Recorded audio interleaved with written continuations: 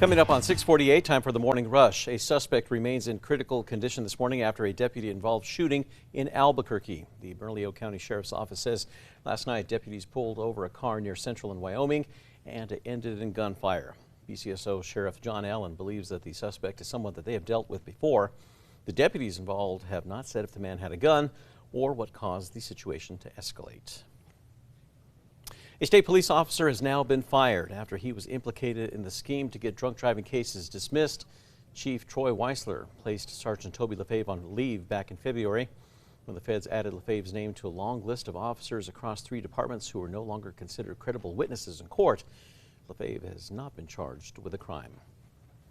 Well, the trial is underway for the police chief charged with impersonating an officer. 4 years ago, then-loving Chief Frank Pathola is accused of being in a marked unit when he pulled over a pickup in Carlsbad outside of his jurisdiction before tasing the driver Cody Hill. The trial is scheduled to last through today. Ryan. And it was very warm yesterday in Albuquerque, the warmest day on that day in history yesterday. The previous daily record high 74 in 1918, 75 degrees yesterday, 16 degrees warmer than normal, and more record high temperatures are likely ahead, but changes are underway. Santa Fe city councilors have approved a bill that would raise minimum wage in the city from $15 an hour to $17.50. The city says the increase will ease the burden from rising rents and other costs. Now 6 out of 8 city council members voted yes to approve the bill. The minimum wage hike will take effect in January of 2027.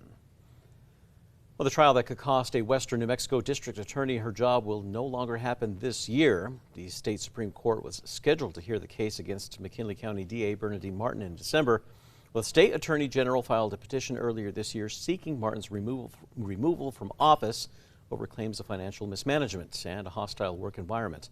Now, the case has now been pushed back to early March. The Bernalillo County Sheriff's Office is searching for a missing teen. 14-year-old Elijah Armijo was last seen around 11 yesterday morning in the area of Atrisco Heritage Academy High School near 118th Street and Dennis Chavez. Elijah is described as 5'8" with red hair and brown eyes. He was last seen wearing a gray hoodie and blue jeans. Anyone with information is asked to call BCSO. Ryan. And we're going to be seeing mostly dry weather up until later this weekend. Some snow will fall above 9,000 feet, especially in the San Juan Mountains. Several inches of snow through Monday morning. Still uncertainty in the forecast, but models are becoming more in agreement. Most of the rain and snow will be north of Albuquerque, but we'll have to watch out for some precipitation in a drop in temperatures. A fuzzy culprit gave Albuquerque police officers the runaround on Monday morning, even shutting down part of the freeway. Video shows officers chasing the runaway pig on eastbound I-40 near Louisiana. Now, eventually, Animal Welfare took the 1-year-old pig to the Westside shelter. They named him Parrot and even placed him on hold. That's in case the owner comes back to claim him.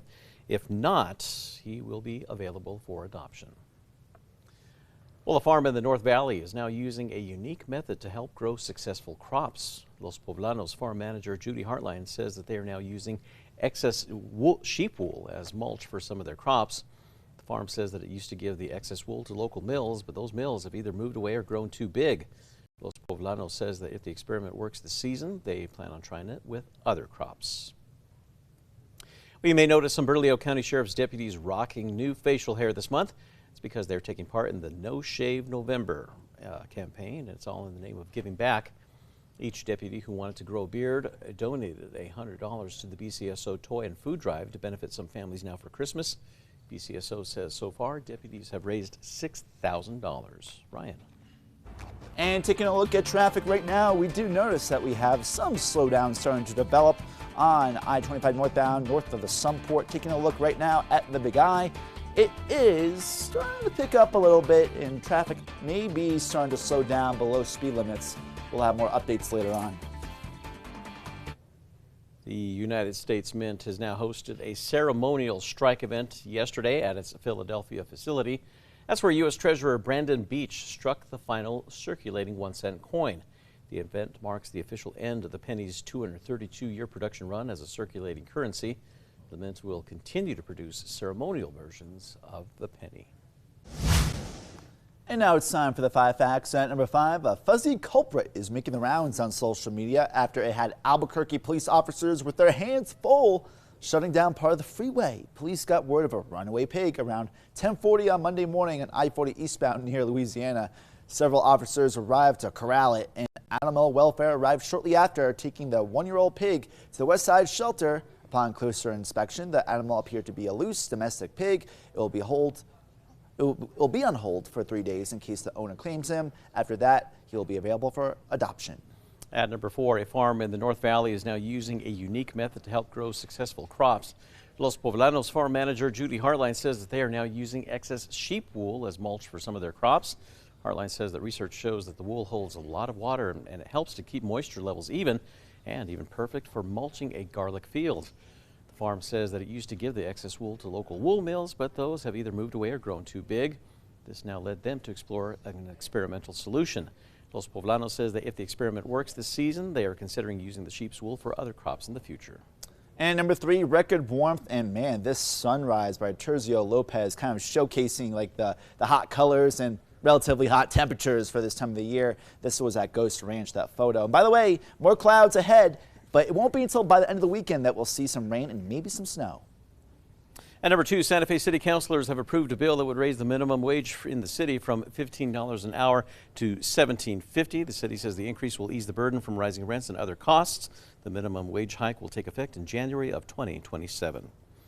And at number 1, a suspect remains in critical condition this morning after deputy-involved shooting in Albuquerque.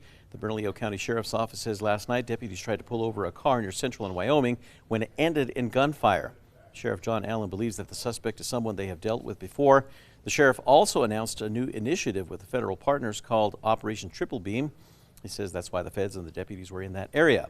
Sheriff Allen also says that one of the deputies involved in the shooting was operating under the U.S. Marshal's office, which is why details remain limited.